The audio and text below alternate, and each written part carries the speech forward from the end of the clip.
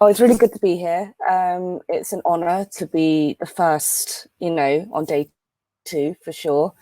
And I'd just like to introduce my good friends, Christina and Lauren, for joining me. I'll introduce myself first. I'm Jay. I'm the director of an indie games company called Arrogant Pixel. Also a Women in Games ambassador, obviously, since I'm here. And I work for Curve Digital as a business development manager.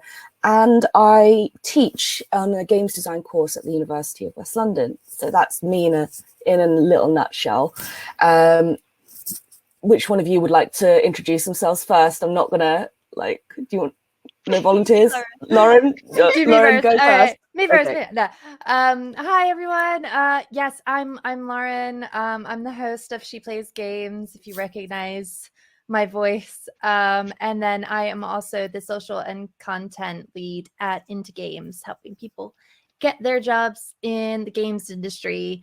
And yeah, I've been a Women in Games ambassador for about 2 years now. My first sort of foray was back in 2019 at the last live in-person Women in Games event. Oh my goodness, how has it been that long? But yeah, I've just been in the industry for about a little over 10 years. I was a games journalist to start with, and then I've grown into this role, and it's fun. What about you, Tina? Hi, I'm Christina, or Tina, and currently I'm an assistant producer at Skyhawk Games, but as of Monday, I'll be joining TT Games as an associate external producer, which is really exciting. I'm also a Women in Games ambassador, of course. I'm an Into Games champion, and I'm also a video games ambassador in partnership with Yuki. I've been in the industry for about 4 years now. Previously at PlayStation as well, doing a lot of QA, working on a lot of cool titles. Yeah. It's me. Yay! These are literally 2 of my favorite people that I've basically met over, I don't know, over the pandemic, I guess. Yeah. I don't think I've only just about met Lauren in person last week. But before that, we kind of met over Discord through Lauren's SPG server. So through her podcast, it just connected all of us, which is really, really cute. So all I can say is thank you, Lauren, for creating it, because it's just been such a cool community just to be part of. But today, what I thought we could do is, since we're talking about perspectives and learning experiences over 2021, I don't think we can talk about 2021 without all agreeing that it's been a really weird year, and that the previous year was also pretty damn weird. But I guess 2021 was we'd settled into this weird new routine. Yeah, I was wondering what you guys thought about that. Did you feel 2020 was different from 2021 in a way? Even though it's just it's all been mushed together. I don't know. It's been not. No, it's really weird. I still remember the day that my husband Daryl came home and was just we're probably going to go into lockdown this week. And I was just kind of thinking to myself, oh my dear Lord. Initially I was thinking oh great, I'll have Daryl home all the time. I won't be alone with the kids, which although being alone with the kids is great, it's also very stressful, especially when they pull you apart. But then, yeah, I mean, it was a harsh settling in, if I'm honest, especially because so many things that I used for coping with children, especially in working with children, were kind of taken away from me in a way. I understood why that was the case, but it also just kind of, I went into this mass anxiety of just I can't even go to the park. My days out are when I get to go to the local sort of convenience store to buy, I don't know, bread and other such items that are deemed necessary by the government. So yeah, but then I think we kind of got used to it with 2021 and with the second lockdown. although it was still difficult, we were just kind of like, it's happened again. Like, it kind of stinks, but it was like diet lockdown as well for a while. Yeah. But yeah, I think it's just been the grown-up friends that I've missed, like the adult friends, because in my diet lockdown, yes, in my area, there's not a lot of gamer parents where I'm from, and not a lot of people who understand the games industry. So like being only virtual, it was nice, but because I needed that extra help with like just people to hang out with, like with my kids, just so that like, you know, I could manage everything. I think that was the most difficult part, and I had real FOMO of everybody who was able to like sort of be with other people who were like-minded and that type of thing. But yeah, how about you, Tina? 2020 was a bit of a blur for me, if I'm perfectly honest. Yeah, It was Just a haze. yeah, I remember when we first like hit proper lockdown was Animal Crossing came out. And it ended up me and my partner putting an extra TV downstairs, and we basically just sat there for like weeks just on Animal Crossing, and it was really scary because we couldn't go out anywhere, and it felt like if we went outside, like something bad would happen, so we just never went out. Everything was like delivered, like food deliveries and stuff, and it was just really weird. 2021's not been too bad. It's eased off a bit, so we've been able to like see people a bit more, like social distance a bit more as well, outside. Managed to buy my first house during lockdown, like 2021 as well, which was really weird because obviously you'd see like solicitors and stuff face to face, but it was just like online conversations, so you didn't really know who you were speaking to and stuff like that. So it's really weird. But yeah, I think the Discord community is, especially Lauren's, has helped quite a lot. All the events we've been doing online as well. You know, all the stuff we've done on Gather Town as well. Me and you, Jay, that was just really fun. We met loads of new people. Yeah, and I think Twitter's been one of the main sources for me as well, where I've just like made a lot of friends. Yeah, and video games as well. We've a few of us just started playing Final Fantasy, so that's keeping us all connected as well. Yeah, it's just been really crazy. I think for the games industry, remote has worked out quite well. And I'm also seeing a lot of more studios open up remote working as well, which is another reason I can actually work at TT Games now, instead of like traveling there every day, which has been really cool. So it's just been so weird. It's not been normal, right? It's just like pros and cons, and like things have been good, but it wouldn't have happened if that hadn't happened. Yeah, overall it's terrible, but some good things have come out of it, and it's just like it's just become normal as well. Like you go outside, you wear a mask, and no one bats an eyelid because everyone's wearing masks, and it's just so normal now. I think one of the weirdest things is, you know, when you online shop and you go to like the accessory section, masks are now an accessory, and it's like, just so weird. Like it's so funny. Like it's not funny, but it's so funny. So like right before everything happened, I literally had a conversation with Daryl about the fact that like people in like Japan, they wear masks like so regularly, and I was just like, you know, why don't we do that? Like, why don't we wear masks? Because it made sense to me that like they would wear masks when they had colds so that they wouldn't get other people sick. And it was just like this normal thing. I freaking cursed myself. One of my friends who I worked at PlayStation with, he came in one day and he had a cold and he had a mask on. And I was like, why have you got a mask on? Like out of curiosity. I was like, why have you got a mask on? And I didn't acknowledge what the mask was for, because I think this was like 2019. And he was like, well, I've got a cold and I don't want to make you sick. And I was like, oh, that's really clever. And then the pandemic happened and I was like, this is why we wear masks when we're sick. It was just, it just didn't click. It's the culture. Yeah, I think a lot of it is just in terms of like, it's not just to like, this is just like from an Asian perspective, okay? I'm just letting you know that it's not just when you've got a cold that you would wear a mask. Like if you don't want to wear makeup, for example, like you just want to go out and you don't want to like put your face on or whatever, and you just want to run to the store. A lot of people do that. A lot of people just generally just like, I've seen people on the tube literally with masks, shades on. I'm like, okay, that person's hungover. You know, they do not want to be like facing the world today, but they need to get somewhere and do something. So I don't know. It's not just about like, a lot of celebrities wear masks as well, just to like not get their faces like taken photos of and stuff like that when they're out and about. I think they have a lot of practical uses like that, but that's just me.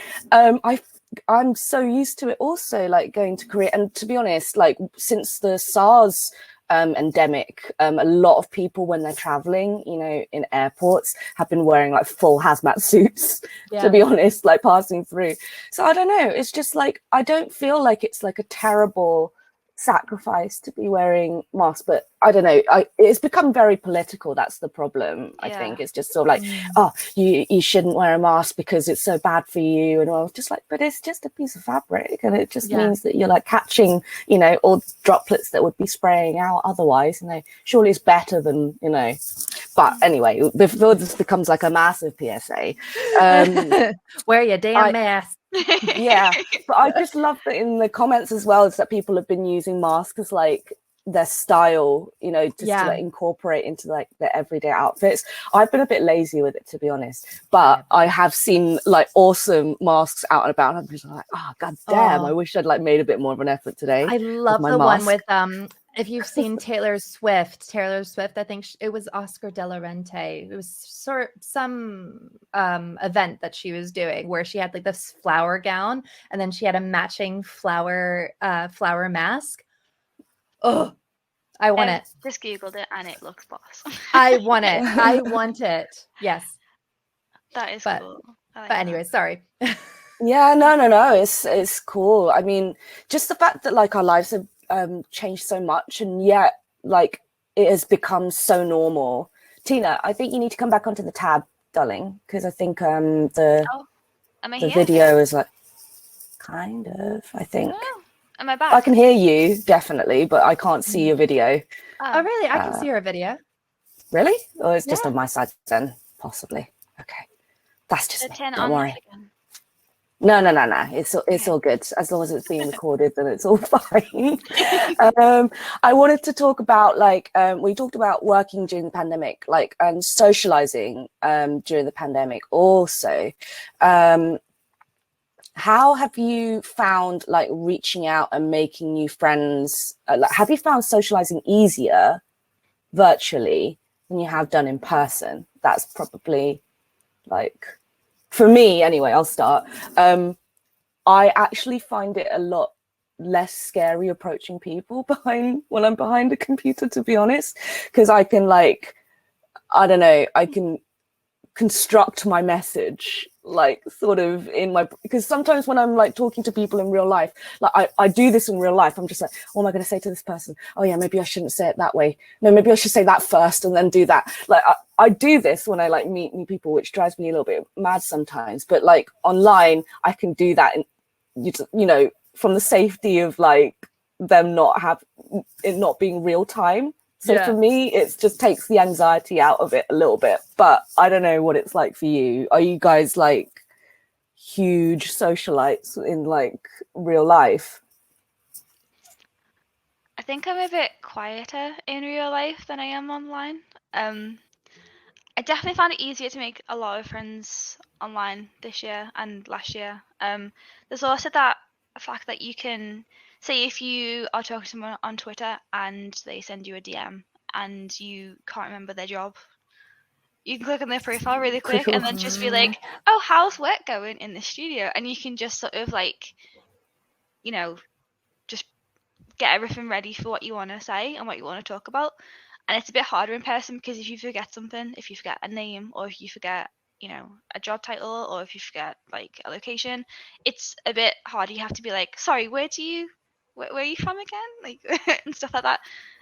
So definitely found it easier to talk online. But yeah, as I said, I'm a bit quieter in person. So I don't know. I have an interesting issue. Basically, I'm like an intro extrovert. So like when I'm in person, I do speak a lot, but it's only because I am so scared and like nervous. And the It's issue filling with time right now. yeah, filling space. And then and then like actually talking to people, the trouble is that I'm like a faucet. So like you open me up and then all of a sudden just words just come out and then I overshare and then it's like, oh my God, I'm sorry you didn't want to know my whole life story. I just can't control it. And then I feel like I'm so scared that I've like put somebody off and then I second guess everything. I'm basically like that Black Mirror episode where that guy, like you have the ability to record everything with your eyes and then replay it. If I had that ability, I wouldn't leave the house. Like I would be horrible, like you know? replaying social experiences. I do that anyway without that device. Like, you know, just like all the embarrassing moments, all the things I could have said, or I've mixed up someone's name because I thought they worked somewhere else. That's so and then you just feel like, oh my God, bury me in a hole and leave me there. You know, but so being online has definitely helped with that. The only issue I've had is that like I have to be online at specific times because otherwise I get invaded by my children who are very well meaning. But sometimes you're just like in the middle of a train of thought. And then all of a sudden it's just like, mommy, I'm doing a poop. And I'm just like, okay, well, that was really great. Thank you so much. And I'm just gonna like, you know, thankfully everybody's okay with it. But it is that thing where I'm just like, I just have a missile bazooka gun constantly coming through the door. And I have to try and contain it. But your kiddos are adorable. Like I do not like, you're always apologizing like, oh sorry, these kids are like, but you love them so much. It's just you can see that, and it's just, I think it's adorable that they just like absolutely just climb all over you, you know, just like climbing frame. Oh my goodness. The last coffee break we had for She Plays Games, the last one I attended anyway, the kids came in and Lauren was just like covered in kids and we were all going, oh my God. And like we completely forgot we were talking about. We had this whole weekly discussion lined up and Lauren's just sitting there, her daughter's just on it and we're just like, oh my God. They're just snuggly, but it is the problem because my brain will just go to mush afterwards. They have this superpower. But yeah, so like I'm really excited about IRL today, like to be able to actually meet the people that I've met online. But I will admit I am freaked out by it just because like I just don't want them to hate me. Yeah, no, it's scary, right? It's just because you respect them so much that you're a little bit worried. Like I think that I wouldn't be so scared if I didn't want people to like me so much. Yeah, you know? I know. I think as well, it's just like because I'm going to be meeting so many people today that I have seen only through video call that it's just going to be really intense. So it's just more like with IRL events coming back, obviously we've got the big ones today in the UK, and then we've also got ones coming up in October for us in the UK as well. So we've got the big conference Develop, which I'm sure everyone from all over the country and even from abroad are going to be descending on surely. Is just, I don't know, we just learning how to social again has been quite a challenge for me, even though I prided myself on being okay at it, as in like hiding my discomfort more than anything, but it's just more I'm able to do it, if that makes sense, without like completely freaking out and running away. And now these days it's just like when I'm especially in like the journey to the event that I'm just like my heart just starts beating like it's never done before, and I'm just like, what is happening? I mean I get nervous but not like this, you know. And I guess it's just like it's just because the people that I've been interacting with all the time are literally the people in my house. They're the only people that I've been speaking to. Maybe some friends have been coming over every now and again, but yeah, definitely speaking to people online. I actually feel like I'm quite brave online. I feel like on LinkedIn, I feel like I can just like message someone and just be like, hi, we have some mutual connections. Like we should like chat. And I actually really like how in the past 2 years, people are so open to connecting online as well. Like, can you imagine like before 2019, asking somebody for a Zoom call on LinkedIn? Do you know what I mean? Yeah. They'd just be like, who are you? Why are you doing it? Like that sort of thing. Like, but nowadays it's just like, oh, this is just another business meeting. Yeah, of course I can fit you into my schedule. And it's opened doors for me, like professionally. I feel if I hadn't done that, then I wouldn't have applied for, you know, so many things. I don't know, like there's a silver lining in somewhere, and I think we have to find a silver lining when bad things like this happen. And remember, like we are going through a collective global trauma. This is not, if you're feeling down, if you're feeling like your world is falling apart, don't worry, everyone, you know, everyone is going through stuff right now. So it's okay to feel like it's not perfect. But I think that's like the biggest thing that I've learned this year, honestly. Like, and what I've appreciated kind of about it, even though it's terrible that we're all going through this, if it was just like my family, I would feel so alone, you know, like if it was like just in my sort of like thing, I'd feel so alone. But because like all of us, everybody has been dealing with this, I think like everybody has the compassion, which is just like, I feel like that is the nicest thing that could come out of it. Right. like, yeah. Just the understanding, the empathy is just like, you can go to somebody and just be like, damn, the last few years have been pretty weird and tough. And of course, people have lost jobs. Like in the games industry, we're quite fortunate, I think, in that I feel like the industry was built for the pandemic, almost like we're very technologically savvy. We were on like Discord already, like, you know, we had these things set up. But people that weren't, you know, so tech savvy didn't have like this sort of ability to sort of adapt in the way that we have. They have been really, really suffering. And I do feel like very sorry for people that have not been able to reach out and been able to like connect with people online, though it has been forcing more people online and forcing more people to get updated and things like that. So I had a video call for the very, very first time with my grandma over the pandemic. Never used a smartphone properly before. So just the fact that I was able to do that and that she was able to operate it was just, yeah, it was pretty mind-blowing, considering that I don't think she's had anything other than a flip phone, you know, nothing more than that since literally like the early 2000s, late 90s or something like that. Like I don't think she's changed her phone. But either way, it's just been, technology is really, can you imagine like going through the pandemic in the 90s? Like not even. Yeah, it would be so bad. Not even. So bad. So at least we've got high-speed internet, at least we've got video games and entertainment and a way to at least reach out and, you know, make new friends, I guess.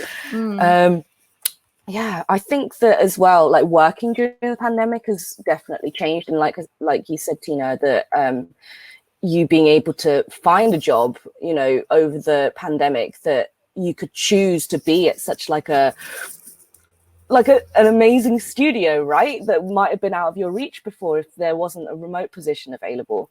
For me, I don't know, just I joined the games industry basically over the pandemic, like full time, if that makes sense. Before I was sort of in a bit of a halfway house. I was like in music, I was running my indie company, but like I was too scared to make the jump. And then obviously the pandemic happened and then the music industry. So I was left. No. Well, if you think about. Oh, sorry. Am I back? No, you froze a little bit. You froze a little bit. Oh no. You good? Okay. You good? It's okay. You're good. Cool. You're good now. What was I talking about? Music industry. Yes. So the music industry basically died overnight, like the performing and the live performance stuff. So all of the stuff that I had lined up for people fell through. So like I wasn't getting paid for that year, and I was just like, oh my god, I was in like a really hard spot. And then I decided to basically make the move full-time into games. So I started teaching on a games design course, and I reached out to my university where I was already teaching on the music course, and decided to move to the games department just as like a future-proofing exercise, because it's just like I really want to help build out the course there. And luckily they had a role open for me, and it's just grown from there. Like I've since left the college job and joined Curve instead, but in the last sort of 18 months or so, my life has completely changed. Like I cannot stress to you like how different my life was like literally 2 years ago. And it's totally possible to like completely pivot at whatever age, no matter what background, education, work you come from, because like the games industry just needs people right now, from what I can see, right? So there's always jobs for you out there, and there's no shame in like working in a different industry. It's not like you have to have had like however many years of experience or whatever before to like jump into a cool role somewhere. It's just about passion, determination, and getting a good portfolio together, I guess, you know. Completely. And a bit of luck, I guess. What would you say, since you're working with Into Games at the minute, Lauren? What's been your experience in trying to find? I mean, so like my sort of journey began basically after the birth of my first daughter. So I was struggling. I had really bad postpartum depression because I felt like I was worthless, really. Like my career prospects before I had a baby were really crap. Like I was working in a job with like for not a lot amount of money full time. They weren't even going to give me like any of the hours remote that I wanted to work, so that I didn't have to pay out the ass for like freaking childcare. And then I decided to start doing stuff on YouTube, and then that is what changed my life. And then like through YouTube, I mean, it took about like 5 years to really get to where, and during the pandemic, I think it was that we actually hit 100,000 subscribers for the first time on YouTube, which was just amazing. But like, you know, having that opportunity to be able to change my life around through tech was just incredible. And then with Into Games, I mean, so I started She Plays Games sort of as I was feeling like I was plateauing with Final Fantasy Union. It's still going on, but I just felt like it wasn't fulfilling me in the same way. And so I decided to do a podcast where I brought visibility to women in the games industry, because I knew that there was so many people complaining about like not seeing women in the games industry. And I just kept being like, you know, well, why don't I just start something to have like a good place for people to see like, okay, that person's in the industry, they do that job. That person's in the industry, they do that job, and they're a woman. Like I just wanted that for people. And then that got the attention of Into Games, which then led to my career now. But like, you know, yeah, I mean, it's been like a sort of pot brewing for a really long time. But like, yeah, I mean, having the ability to do this kind of stuff now because of the internet and because of Discord communities and YouTube and other sharing platforms, it's just like incredible. And like, yeah, it's all thanks to games, really. It's really all thanks to games that I'm no longer feeling like I have no hope in like my career. Same. Yeah. What about you, Tina? Have you always wanted to be in games, or is it something that like you came out recently? I know that you've like been a QA tester and things like that for a long time, but when was like the moment that you like decided that you wanted to work in games? When did that light bulb go off? I've always wanted to do it, to be honest. Growing up, my sister was the one who introduced me to games, and she ended up being a biochemist. So she's she's now like a global project lead in the UK for her company, and you know, she's very heavily science based and stuff like that. And my parents were a bit like, oh, don't you want to do science like your sister? And I was just like, no, I like video games. And they were like, well, science is a good career. I was like, oh, well, I like video games. So I just went through school as normal, and then I went to college, and I saw there was a video games course, game design and development, and I was like, yeah, I'm gonna do this because this is what I want to do.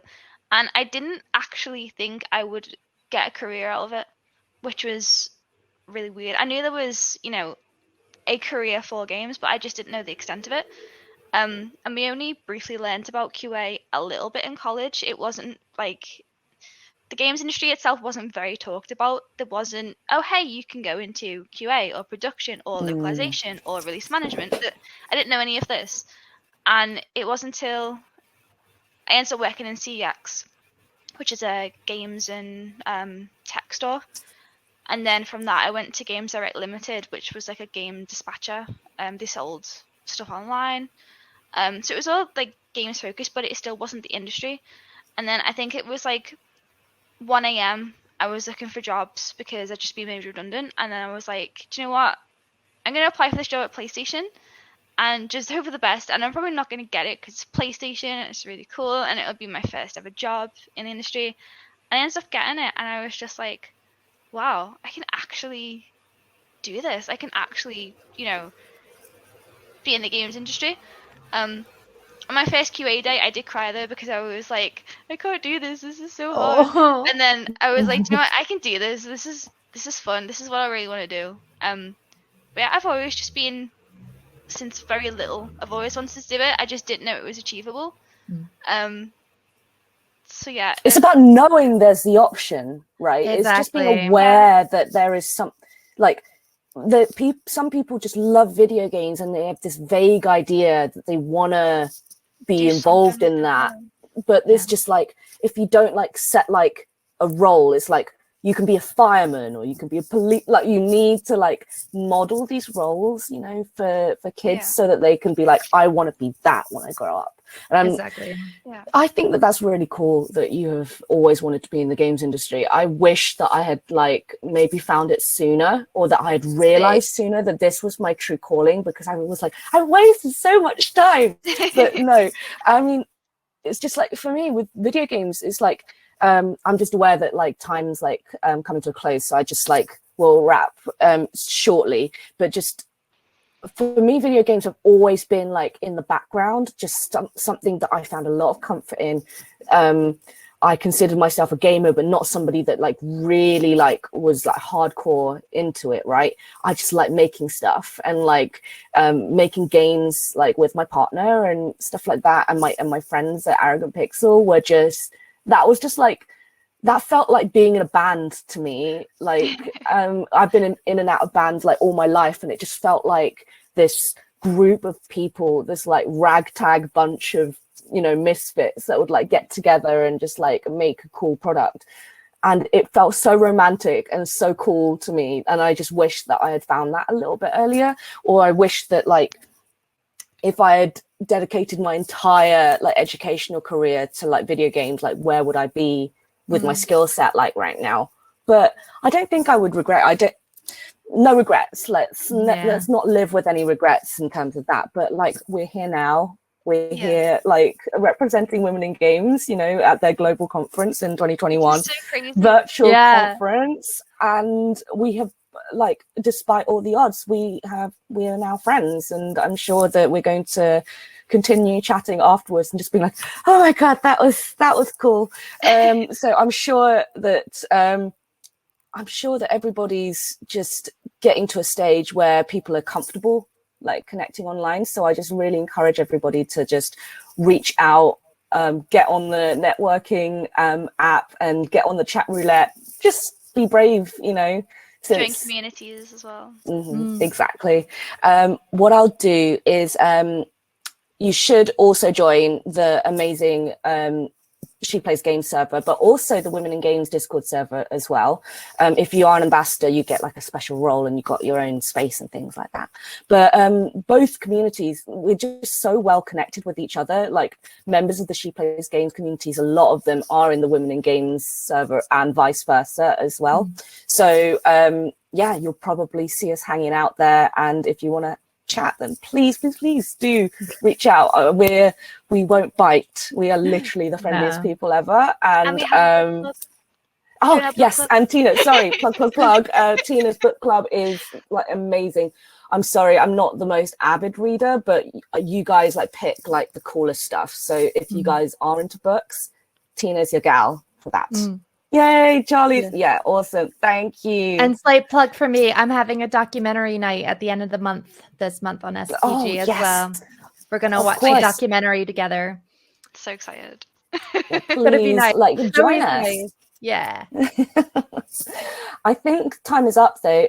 So I will bid everybody farewell. And thank you to my guests, Tina and Lauren, for joining me today. It's just been been so cool. I love chatting with you guys. I know. So it's amazing. We could talk for hours. Yeah. Thank you, everyone. Yeah. Thank you. Thank you.